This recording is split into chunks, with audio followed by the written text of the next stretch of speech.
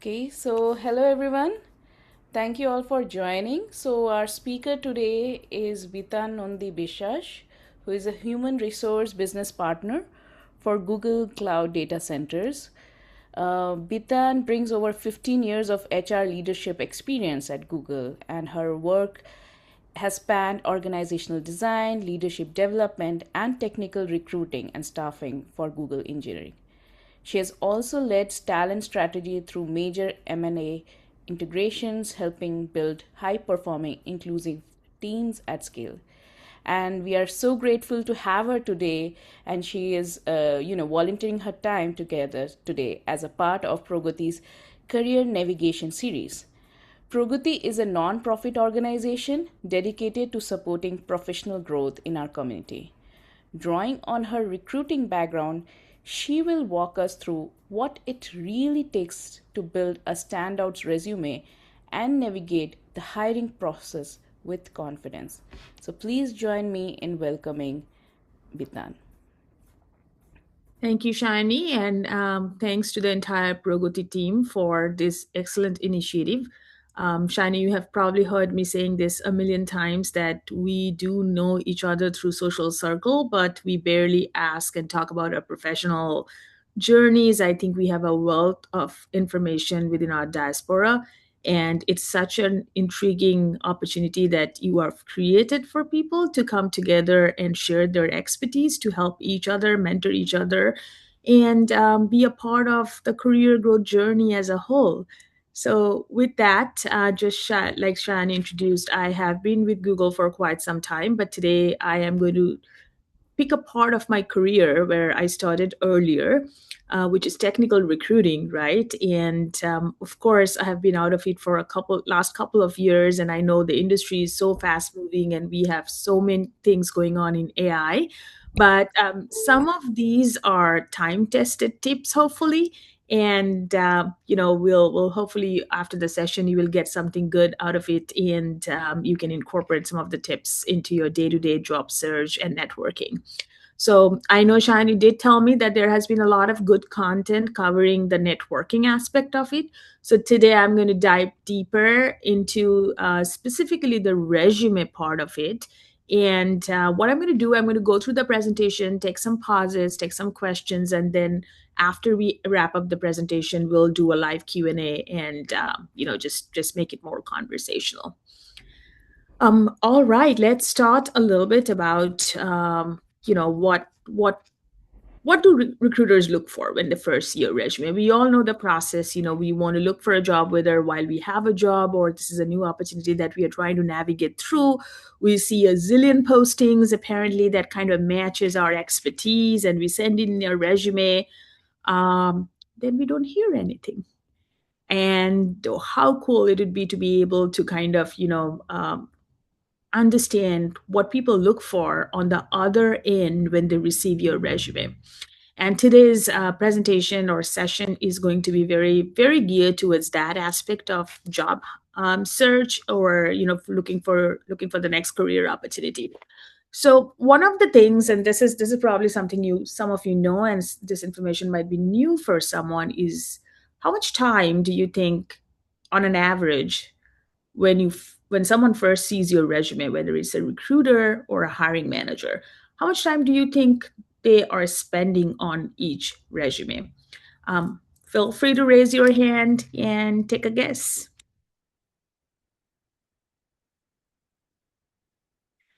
Shani, if we have any hands, just go for it because I can't see my screen outside of the presentation. Yeah, sure. So anyone?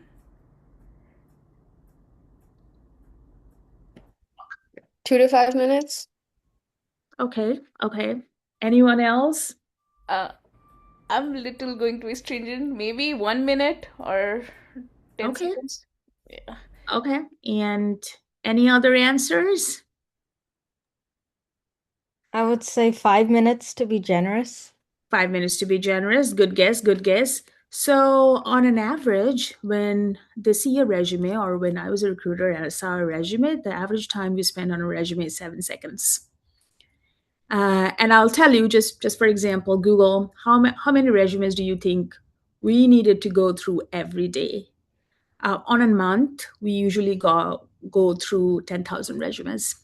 So that's a lot, right? And as you understand that generally, even if all the keywords and buzzwords are there, we don't spend more than 7 seconds glancing through a resume. So that's good information for you to keep in mind next time you tailor your resume. And now we're going to talk a little bit more about how to tailor your resume so you can grab that attention within 7 minutes. Moving on to our, let's see. Um, Perfect. And on top of that, now, as you know, we have a lot of AI tools that are parsing data, trying it to make sure that the recruiters are getting the cusp of whatever the person is trying to represent through their resume. We have also a lot of tools that are doing the filtering. But in general, it's a myth when people say that, okay, AI is filtering out all my resumes, so I need to go to the job and then exactly kind of replicate what the job is saying, asking for in my resume. So that's kind of not true, and we're going to take a little bit deeper dive into that. So, Bitan, just to interrupt, are you sharing your slides right now, or Yes, aren't you able to see that? no, not yet? Yes. Oh, okay, that is interesting. Let's see if it works now. Yes. Can you see something here? Yes. Yes. Now we can see. Awesome, awesome. Did I see a question? Did I see a hand? No, no, it was just me. I didn't Okay, want to all interrupt right. you. And I'm so sorry. I'm so used to working from my laptop that I don't have five screens like usually people do. So I can only look at my presentation when I'm presenting. If you do have a question or you have something you want to talk Yes. about, just feel free to talk. Okay. Awesome. Talking about the 7 second screen reality, recruiters scan, they actually don't read the resume. With an average of 250 applications per open requisition, and this is in general market trend about 250. Nowadays, it's actually going up between 6 to 700 applicants per job. You can quickly see when there's a job you apply through in LinkedIn, you will see how many applicants have applied, and it's averaging between 6 to 700 applicants per job. Human recruiters scan in an F-shaped visual pattern, focusing on most exclusively on the headlines, on your recent title, and the first few bullet points. So, eye tracking finding over 80% of visual fixation occur on the top 40% of page one. So, I know people like to share a lot of details about their immigration status or their address, or some I have even see adding a really good photo because that's common in academia papers and stuff. But remember that first top 40% of the first page is your real estate that you can use to actually attract the recruiter's eyes and interest. If your core value isn't obvious immediately within that 40%, the rest of the resume is ignored. We're going to talk a little bit about debunking the AI's ADS and other myths. And I referenced to this briefly. So, auto rejecting bots. ADS software rarely auto rejects based on secret magic scores. It is actually illegal to do that. So, most corporate companies wouldn't do that. It parses unstructured text into a searchable data field for recruiters. So, what it does, it may actually pick out the highlights and the keywords and things like that and parse it in a paragraph. Like it may summarize your entire resume in one paragraph for the recruiter to quickly glance through and see if this is a good fit for the role that they're trying to recruit for. Because most companies have now started using AI embedded tools. Also, remember when it's multi-column graphic templates, there's an 18% error parsing rate. So I know people like to use borders or split columns and those of that, but our tools are not, as we all know, like AI hallucinates and it's still working through its way. Please keep your data in a like one page format so that way it's easier for the tool to pick the relevant things and context just like you would do in a paragraph, right? Density ranking. So, modern tools of today rank candidates by metric density and semantic match rather than raw keyword stuffing. So, I know a lot of people would actually pick the right keywords and put them in thinking that is going to rank higher, but that's not how AI works. What it does, it looks for the impact density of the work you have done, the scale of the work you have done, as well as the semantic match rather than just raw keyword matching. So some of the things to keep in mind, and I'm happy to share the deck with you. So after our presentation today, so you have this as a reference when you are working on your resume. We're going to take a little pause and ask if we have any questions in the room.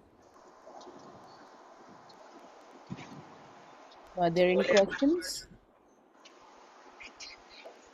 And that's fine. If we don't, we can move on to our next section.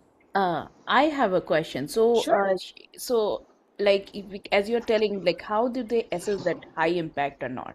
Like, how to stand out in that? Like, We're going to talk. Yeah, that's a beautiful segue to our next spot, Shiny, and we're going to talk a little bit about that. So, how do you architect your resume layout? How do you use your prime 40% real estate that we talked about? And what is the structural hierarchy for maximum scannability? Google apply করার জন্য tips. So, we're going to talk a little bit about the prime 40% zone. We are going to talk a little bit about the prime 40% zone. So, what is the prime 40%? That includes your header, that includes all the role titles you have had, and the 2-3 capability summary. This must answer 3 questions. So, this is the opening paragraph of your resume. 3 questions instantly: who you are, what is your core domain specialization, and what is your standout scale metrics. I'm going to deep dive into the scale metrics a little bit, so stay here with me, please. But remember who you are. Are you a mid-career professional? Are you an entry-level professional? Are you someone with 15 years of industry experience? Have you done some amazing paper publications in your field? So that's what I mean when I say who you are, along a little bit about your domain specialization, and then we're going to talk a little bit more about the standout metrics.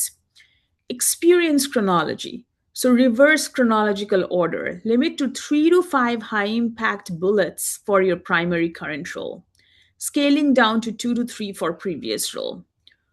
Mostly what recruiters focus on is what you are doing currently and how that's relevant to the job they're recruiting for. So if you are going to talk more, like talk about your current position, most people I know do the reverse. They have 1 or 2 line on their current position and they talk a lot about their previous position. It should be done the other way. And please maintain a reverse chronological order. Do more 3 to 5 high impact bullets that shows your current expertise and current experience, and then scale down to 2 to 3 for previous role. Omit position older than 10, 12 years unless it is very critical for that job. People usually don't go looking for experience 2, 3 pages down the resume. So it's not a good use of your resume real estate unless it has a skill listed there that's directly relevant to the job. Header and content essentials. So, keep your contact block, link, and ADS compliant. City, state, phone, email, LinkedIn portfolio. I think in professional world, links like LinkedIn and GitHub, and if you have any other portfolio via any web platform, like link those because people do go through those. Skills block categorized by hot skill, example, language, analytics tools, and then omit things like home address, headshot photos, self-rated skill progress bar. Like some people say, I'm an expert in this. I've seen these resumes, and I'm sure you have too. Like I'm an expert. I'm like developing these skills. I'm a medium rated professional in these skills. So no reason to include that in your resume. Neither there is any reason unless it's an academia position to list your references up there. So don't use those to actually waste your time there. So now we're going to talk about the impact, the XYZ bullet formula. This is not new. This has been around for, I think, at least past 10 years. Interestingly enough, this was coined by someone at Google who was the head of people operations in Google in working with engineers. But now it's an industry-wide accepted format. So converting passive activity logs into high converting quantifiable business outcome. This is going to be very, very important for anything you are writing, whether it's a promotion packet you are writing or it's your resume. Like this is the secret formula. So recruiters reject up to 77% applicants for listing job descriptions rather than accomplishments.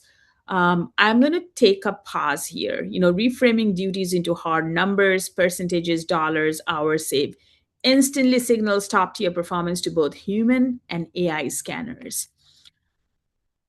I'm going to take a pause and ask the room if someone can give me an example of what this should look like. If you are working on a high impact project, right, and you were doing all the coding there, or you were presenting on that stuff, you were leading a team, and you have all those listed there. Like, how would you use this formula and turn it around to show the high impact and quantifiable impact?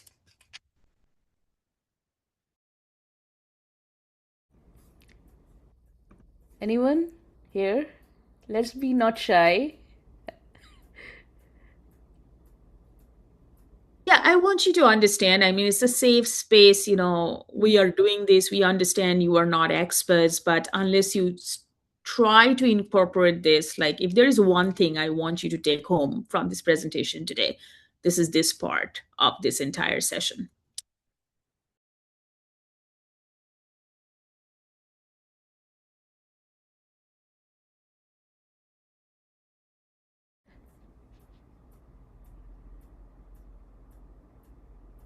Maybe we can simplify the question, like, so that we have.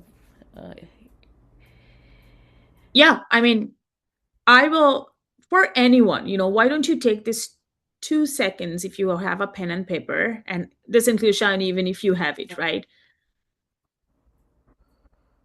Take like 2 minutes to write what you are working on currently, um, using this formula.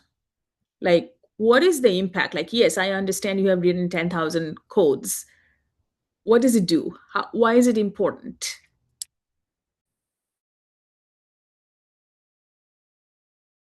And anyone after you are done, like, I'm going to give you a little bit time, and then feel free to come off mute and share.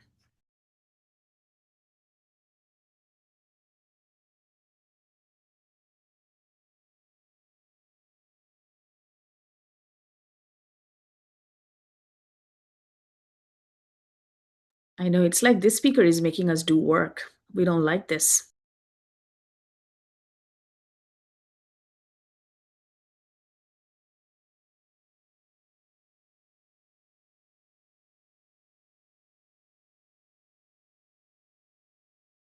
Okay, guys, let's take 2 minutes and try to maybe Rich and Movin, you can time a little bit. Like, let's commence in 2 minutes. Let's try to write it Yes. and share with Bitan.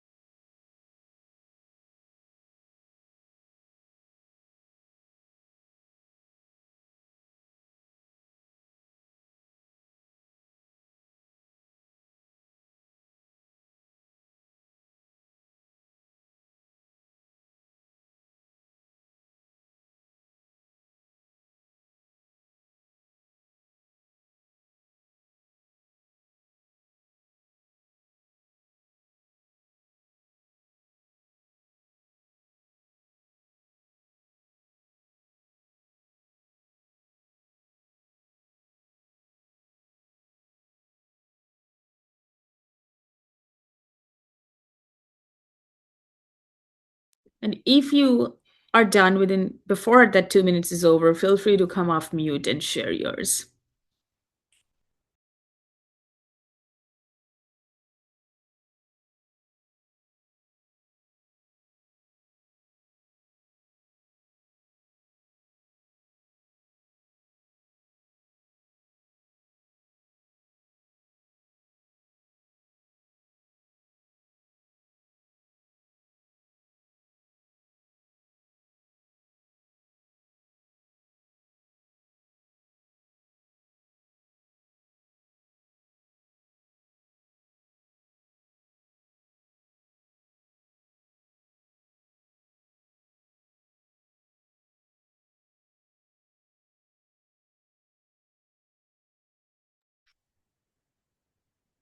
Don't worry about making it perfect. We're going to do that in a bit. So let's hear from whoever is ready to share.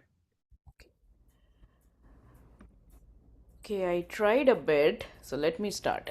So I tried a bit, and this is what I came up by now. Like one of the projects that I worked on. Should I type it here in the chat, or how should I put it?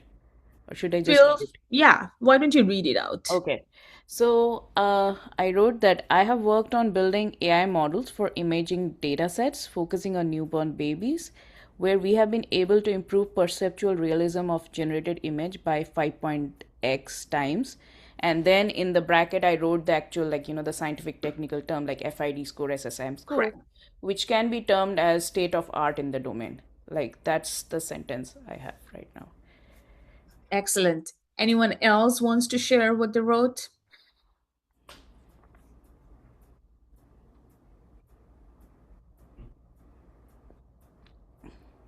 Okay, let's see.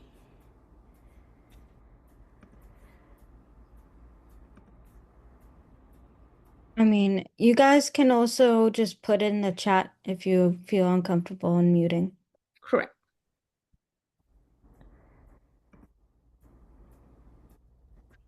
And let's do this. If we don't have any brave volunteers, let's do this. Shani, why don't we move on to the next here? Now let's use this formula Mm-hmm.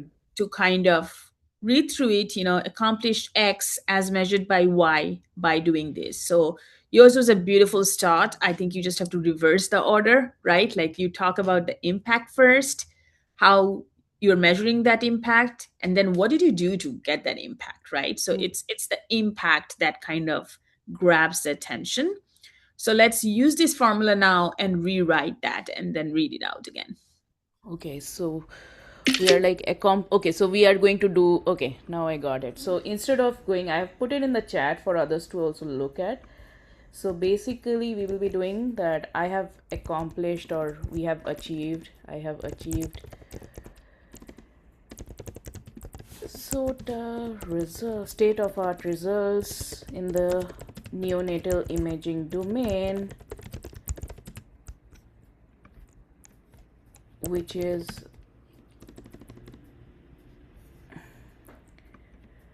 okay, Ethan, can you look at at the chat? I'm just typing it here, so I will just put it there. Yes, That one. yes. Let's do that.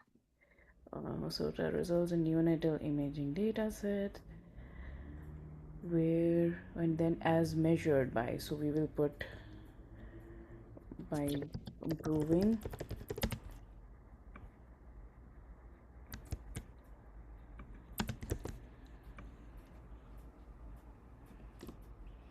by doing, okay, by incorporating masking strategies.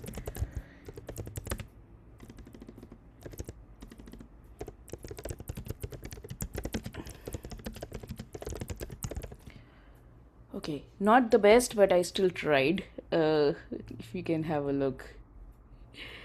Absolutely. Let me see. So, okay, so the results in your delivered by improving. Um, this is excellent. So here's what I want to also further say. Right, if I'm as you know, I am not very familiar with your area of expertise. Right, so I'm looking through this, and immediately when I see things like, oh, you have improved this perceptual realism Mm-hmm. by 5.6%, right? Mm-hmm. That's an improvement, and you have done by incorporating masking strategies, and then you have achieved SOTA results in neonatal AI imaging by doing this. This seems like, okay, this person is like, they know what they're doing. They're talking about the impact of it. So this is kind of the mindset shift that happens when a recruiter, who obviously recruiters, they are familiar with the terms, they work with the hiring manager, but they're not experts in those fields, right? So for them, this is standing out versus if you would be talking mostly about like you food. And I think your beginning statement was pretty impactful. Like it had the percentage, it had the impact, it showed this is kind of what we look for when we look through resumes. Got it. Okay, so it makes sense. Like you, instead of just writing, "Oh, I did some analysis," or "I did this, that," or Correct. handled it, we need the impact, like how it helped Yes, and how you're able to measure it. Yeah. Yeah. absolutely. So with that, I do have a quick question. So Sure. it can be pretty difficult to measure one's work usually by metrics like that. So how can someone, you know, figure out how much impact their work is, for the sake of, writing in their resume? That's a great question. And this is something we like. You have metrics in everything. You might not be very familiar in looking at it. Like it could be a 1% improvement, it could be a 5% improvement, it could be percentages. And let me go back to the previous slide because that talks about it, right?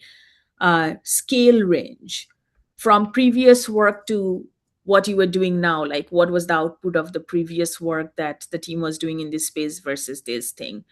In our industry, there is something we say, if the impact cannot be measured, that work shouldn't be done.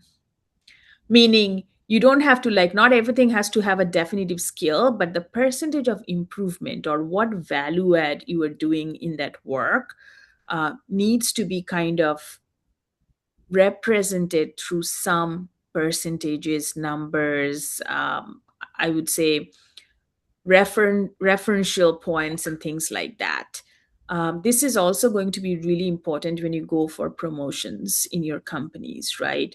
Because if that cannot be measured, like everyone is doing amazing things, but does it help business? Did it Was it an improvement from the last project that people worked on to what you are doing now? Is it actually advancing science, right? Is it advancing technology? Is it saving money? Like that kind of quantifiable, whenever in your career you do something, like, of course, I'm a late stage career person, like we would do so many things because we wanted to do it. They seem fascinating. But as we grew in our career, we knew, and now when I tell my team or talk to folks, I'm like, well, if it cannot be measured, are you sure you want to waste your time there? Like that's kind of how, because in corporate America everything should be quantifiable. So is it when you go for funding in academia fields. Like if you are showing a quantifiable impact, the chances of getting the grants there is much easier versus if you're just doing the work. Did that answer your question, Mohini? Yes, that answers it pretty well. Thank you. Thank you. Thank you. So I would encourage you, like whenever you are working on something, even before you start working, and I know a lot of the work, and I don't know exactly which background you are from, but so can you share your background a little bit, Mohini? Yeah, so I'm a software developer at SAP. It's my fourth year now there. Okay. So excellent. If you are software, 100%. Like I can say with confidence because my background is in a software engineering company as well. So if you do not know what kind of improvement metrics you are working towards, don't get don't get involved in that work. Like ask your even before you start your work, try to ask yourself, ask your manager, like what is the impact of the work you are going to put in there. All right, moving on to our next slide here. Let's go a little bit back to the recruiter screen, red flag versus green flag, right? Here are some words and ways we have phrased it. So we have talked about this, multi-column graphic PDF template, big no-no because AI really messes it up. Use advanced single column, clean, scannable flow, both for human eyes and AI tools. Phrasing like I am responsible for, I helped with that implementation. No, talk about what exactly your role was, what was the context, and what is the hard metrics that you have achieved.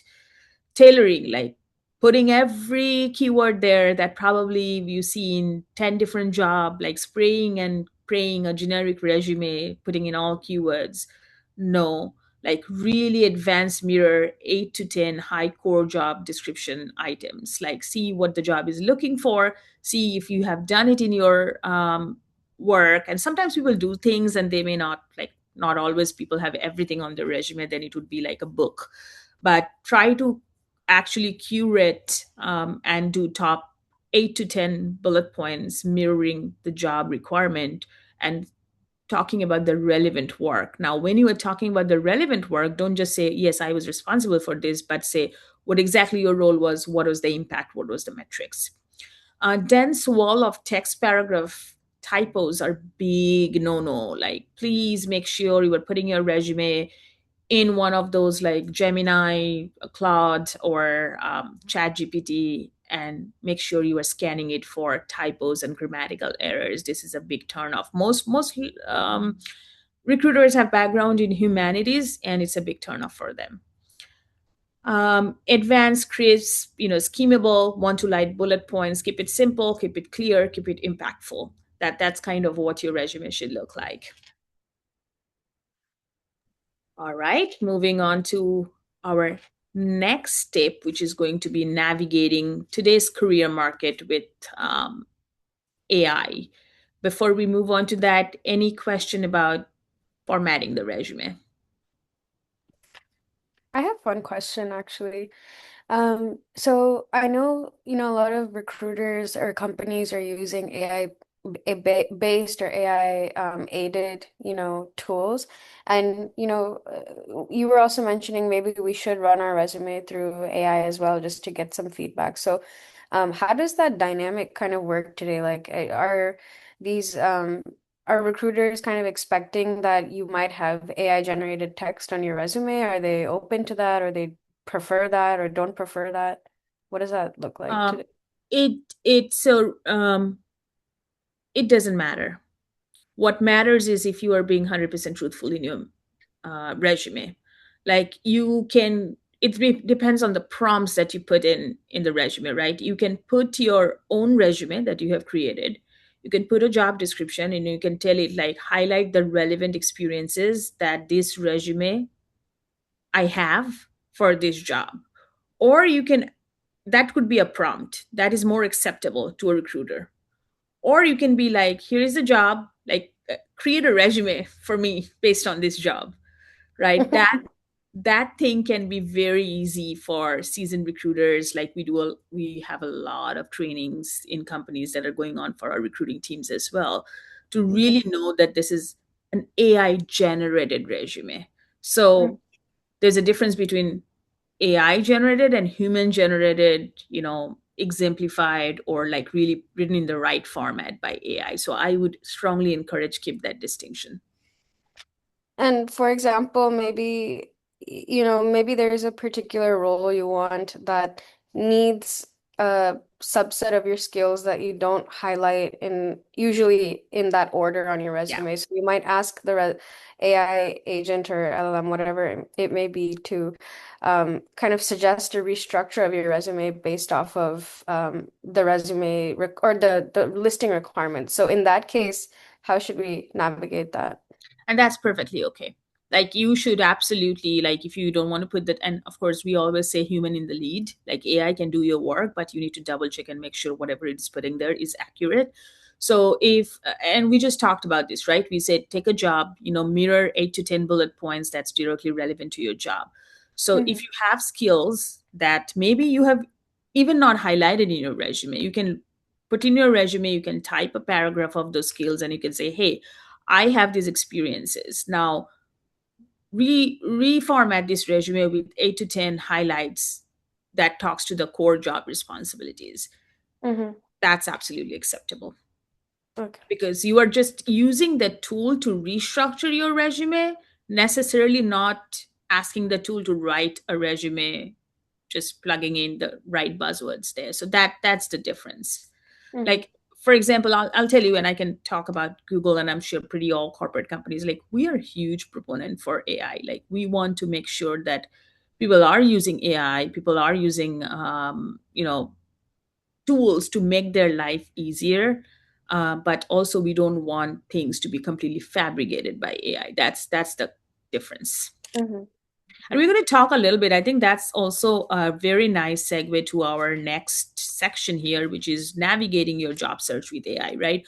What are things you can ask AI to do for you? What are things you probably should take it on your own hand, or do a lot of double check with AI before AI puts in that work for you? So let's talk a little bit about that. All right. So this is broken down. These are a lot of AI tools that typically, candidates can use. Structuring and ATS optimization. JobScan is a great tool, right? There are some other tools. Compares your resume against job posting to identify keyword gaps and score ATS compatibility. Now you can put, so ATS is, I'll tell you how ATS works, right? Applicant tracking system. Some companies have homegrown, some companies have industry, things like Salesforce. What it does is it actually looks, scans your resume, and it tells the recruiter that this resume is a 80% match to the job you're looking for. This resume is a 26% match. And this is what it does. Now it's still on the recruiter, like typically if it's a 50% match or 60% match, right? That's when recruiters would start looking through your resume, doing that quick 7-second glance. So it basically, these tools look at your resume, and these tools say, okay, if you were to put it in your company's ATS, this is currently going to score 20%. This is currently going to score 50%. Now, ask it how without changing any of the content. Now, this is important.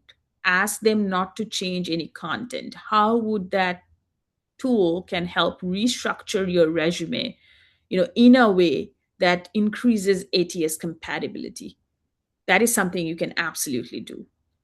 Next is, autofill and job tracking. We know every company now requires probably over 50 things for to be filled up, and it's quite a task to do that when you are searching or looking for a job, along with probably managing another job.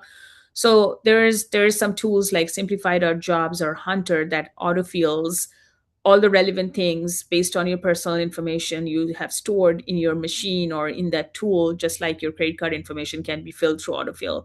Autofill do all these repetitive fields in Workday, Greenhouse. These are the main ATSs that companies use, and organizes pipeline visually. Direct sourcing. What does it do? So basically, it actually provides you high visible curated job feeds. Aura is one of them, well found is one of them. It surfaces the tech, the startup, the high growth roles with verified salary transparency and direct team links. Now, direct team links is very, very important. And we just had this conversation at Google a couple of weeks ago. Like, if someone reaches out to the hiring manager, is it a good thing or a bad thing? Now, we all know human psychology, right? Like, we know people might absolutely hate when you reach out to them in LinkedIn, but majority people actually sees that as someone, a candidate who is highly interested in the role. So it's not a negative. Like, 8 out of the 10 times it actually works in your favor. There might be 1-2 people who's like, I absolutely don't like because they reached out to me. So that narrative is changing. Like, today networking is such a hugely accepted term. So if you see a job and you see a direct hiring manager link through LinkedIn, and you see that there is a common connection, use those to your advantage. Outreaching and networking, Apollo.io, Hunter.io, LinkedIn Sales Navigator, they can definitely research the discovery, research the referrals. It says how many people you know in that company. We know that if you go in through a warm referral, the likelihood of you landing an interview increases exponentially. So even before applying somewhere, try to look through your network if you know someone, and then have that person refer you in. That actually, because every referral that comes in through an employee actually gets manually looked at versus just getting rejected somewhere in the process, right? So that's, warm outreach is very, very important. The other huge thing, and I think this is going to benefit a lot of people, interview preparation. Use AI tools to do interview preparation for you. There are lots of good tools. I've named some here, Final Round, Job Journey, Exponent, Prem. Do the mock interviews with AI, do the technical prep with AI. you know Going into an interview without preparation is losing a golden opportunity. So even if you have to take 2 3 days off, 2 days off to prepare, give yourself the time to prepare for your next role, prepare for the job, knowing about that company. Like, it used to be so much. For example, when if I were to interview in another company, it used to take so much more time for me to look into the company, look into what's good. Like now you can just put it in Gemini and you can be like, hey, I'm going for an interview in this company, tell me all what is going on in the market about the company, tell me what could be the potential reason why they have opened up this role, who are some of the other people, look at their background. Like there's so much research you can do that will help you with your interview preparation along with your technical preparation, right? Do mock interviews. I think there are a few tools that actually kind of scores you on how well you are presenting. It will give you some tips. Now don't think that like they're giving you tips because you're asking for it, right? So still have confidence in yourself, but you can definitely better prepare with the help of these AI tools. So they're real-time conversational mock interviews. You can talk to this AI bot and get feedback on how the conversation is going, the body language feedback, the interview behavioral feedback, and then structured role simulations. So these are some great tools. Hopefully, you tinker with some of them. Some of you may be already familiar with some of them, but this is how you use AI to your advantage to land your next role. Perfect. This is the AI prompt. I think we were just talking about this. So resume bullet crafting, feed raw project notes into the prompt, and then ask AI to rewrite the formula by accomplished X as measured by Y by doing Z. So Shine, if you after this call, you can just put it in one of the, whatever you use, ChatGPT, Gemini, or Claude, like do this and see how they spill it out. Reverse interviewing, paste the target job description and say, act as the hiring manager for this role. What are the 5 non-obvious risks or gaps you would probe for based on this spec? Great way to prepare well for the interview. Extract company quarterly earnings, block themes to generate 3-paragraph outreach letters, targeted cover letters. Now, here's the thing. I want to make sure you understand this, that if you are targeting and skimming 20 exact job fits and then putting your work in there versus doing bulk applying, because bulk applying is not something that you can do, right? Like you can do all of these when you are bulk applying. It's just not humanly possible. But while you have a role, even if you are, and I always tell people that every 2 years, do some interviews outside to see what's out in the market to keep yourself current. And then do a targeted cover letter, pick that 2 to 3 roles that really interest you, and then you can use AI tools to use it or prepare a targeted cover letter for you. Portfolio and proof of work, these are hugely important things. So record a 90-second personalized video walkthrough of an audit, right? Product analysis, brief intro, etc. Use Loom to do those. GitHub pages, almost like for software engineers, recruiters, we go through their GitHub, we see what they have published, the code base, and all of that before we actually shortlist people for interview. So these are really important resources for you to keep in mind. I also tell people, like people I mentor, I tell them that keep at least good 2 to 3 hours every week to continue preparing and keeping yourself up to date on what's going on in the market, even if you have a very, very stable job. Okay, quick question. So what is the benefits of creating a cover letter for a particular Yeah. job? Yeah. If you have 20 roles that you are looking at, let's say 10 roles, and if you actually put a very targeted cover letter, that significantly increases your chances, especially for startup to mid-sized companies. So startup, as you know, like, they may get a lot of people, but startup general feel is they're looking for people who are really passionate about what they do, and they're passionate about the company and the mission. Even places like, I would say, Anthropic, which is no longer a startup, but Anthropic used to have this, that they would only consider resume if it had an offer letter, sorry, if it had a cover letter, and would actually ask you specifically, why are you interested in Anthropic, and if you believe in the mission, because if you are not putting that time, they understand you are not serious enough, and they are going to rather spend their time on a candidate who is more interested and aligned with their vision. Okay.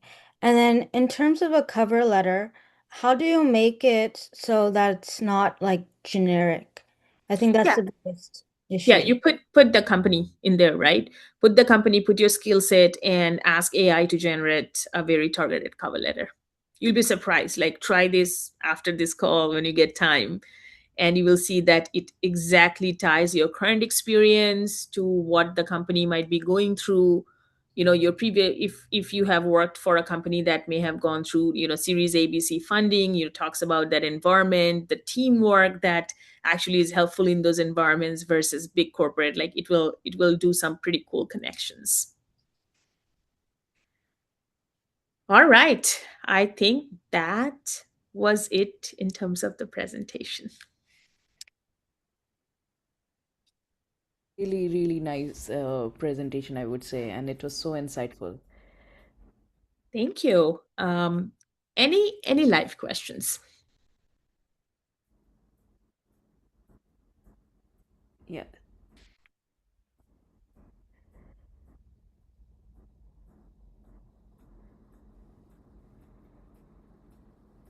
Thank you for all the hands I see there. Appreciate it. And I really also want to appreciate the Progoti team for creating this opportunity.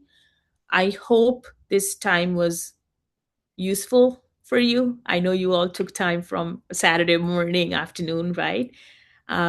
Please, like I said, if you want to walk away with one thing from today's presentation, remember that impact formula, because that's good for resume, that's good for promotion, that's good for your introduction in business network when you are getting introduced to like senior people. Like, that's useful. People in the professional industry, they want to see people who can make really big impact and make it easy for the businesses, right? So that's what they're most curious about. No, that was really cool. I really liked how you have compressed everything and, gave us a little crash course. Another thing is, I think I like the prompt also. And you guys, please feel free to ask any question. This is really rare. Like, that I am really grateful that you took time and Absolutely. presented this, because I have attended several, sessions, and, this crisp, it's rare to find that. Um, so any questions or anything? Anyone? Yeah, and it might be just a lot of information, right? People might not have been like fully prepared that this is going to be more of an interactive session. So it's totally okay. What I'm going to do is, Shani, I'm going to send the presentation to you, right? Feel free to share with the group. If people Yes. have questions, they can definitely come to you, and I'm happy to like set up some additional time with you and answer any future questions. But again, like, very indebted to my company because I almost grew up in Google. I've been here for quite some time, but these are industry standards, and these will, no matter which company you are using them, they will bring you success. Richa, I think you have a question. Yeah, I was just thinking about, a little more about the use of AI because I think it's becoming, more and more kind of necessary. But on the flip side of things, I'm just kind of curious about your opinion, right? Like, obviously, folks are using some of the same, platforms that are all trained in, a certain way to maybe even format everyone's resume in a similar way. And obviously, maybe it may be the right way. But do you feel like maybe we're losing the individuality from that? And, how can we still stand out if everyone has the same great, like action words or, like a formula in their resume? Just curious. Yeah, that's a great question. Actually, I think that's more of a philosophical question than just the technical part of it, right? The technical part or the philosophical part. See, AI can only enhance your achievements. AI can put that in the right format, but it cannot do the work for you. Like, Mhm. whatever is your accomplishment in your individual professional field, that's yours. Like, that's not someone else's. Now, there might be a lot of fake resumes that's using the same format, etc. But that's when, I mean, everyone thought when AI comes, all recruiters are going to lose their jobs. That's not how it works. What Mhm. works is, because it's all human, right? It will give you, it will make your life easy. Maybe we used to, I remember in Google when I started, we used to have a 50 people resume screening team. These are not even recruiters, those are actual people going through resumes and just using the same methodology and then pushing it to recruiters based on the fit. That part, I think the machine is smart enough today to do. But once it comes to the recruiter, and let's say the recruiter picks five top people from there, they're still going to get on the phone with you. They're still going to ask you questions that the hiring manager have asked them to ask in their recruiter screens, right? And then it is on them that could figure out or flesh out the real work versus the buzz work.